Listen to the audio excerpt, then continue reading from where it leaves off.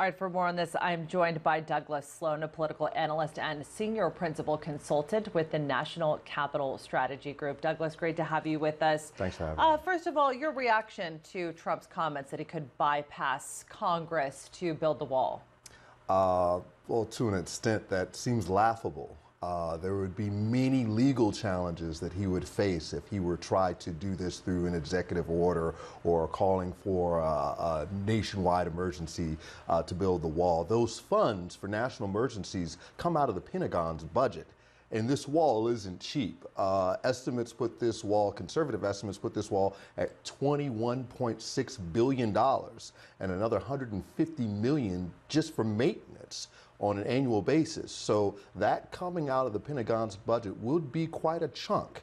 And again, the legal challenges that he would face for calling a national emergency on what has been an ongoing issue for many decades would really face some resistance. He would really have some problems with that. So before everybody went on their Christmas holiday, then House Speaker Paul Ryan passed actually in the House a funding bill that included Trump's $5 billion, but we knew, of course, that that wasn't going to get through. Then, following that, Democrats have basically introduced their exact same bill with $1.3 billion. There's no compromise on either end. Why isn't either party willing to move on this?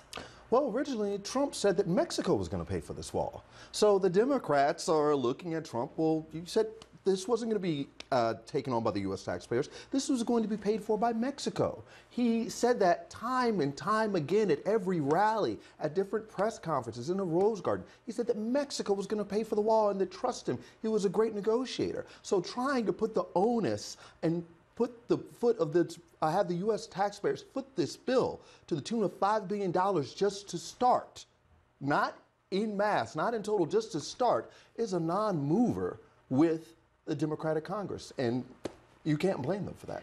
Why do you think that I guess, what do you think it's going to take to compromise and end this shutdown? Well, an issue regarding everyone agrees there needs to be border security. The Democrats agree there needs to be border security. In the last budget, the Democrats agreed and they passed $1.6 billion for border security. Now, obviously not a huge concrete wall, which is something out of the Middle Ages that doesn't make any sense now, but for border security, they all agree, everyone agrees that we need better border security. The problem arises that Trump has only spent about 6% of that money since he's been in office. He's not even spending the money that he has on the table. Why don't Dems want the wall? Why not the wall?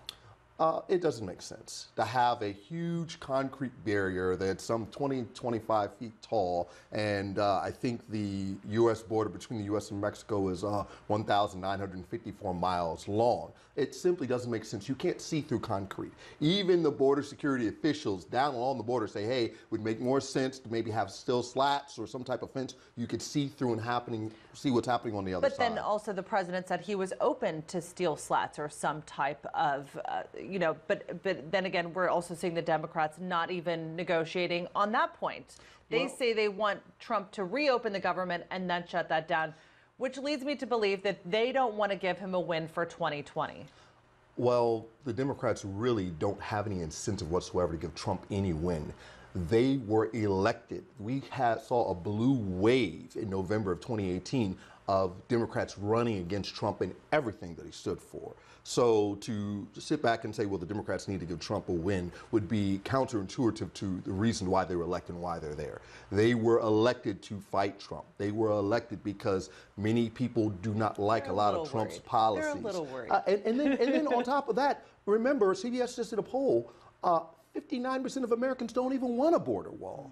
Again, Dems want border security, but it should not be tied to keeping the government open right now. We have 800,000 government workers that are not receiving a paycheck. And this is going to affect the economy. These government workers now that aren't receiving paychecks are not making or not engaging in discretionary spending. They're not making those buys. They're not going out to dinner. They're not taking or planning vacations. Some of that stuff will never be recouped, even though they will get, eventually when the government reopens, they will get paid retroactively. But vacation money or money on dining out will not be recouped.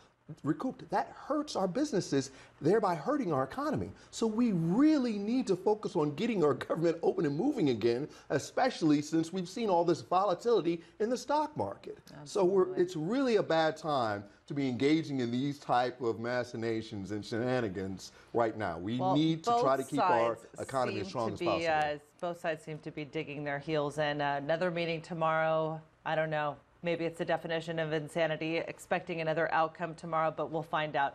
Douglas Sloan, thanks for being with us. Appreciate it. Thanks for having me.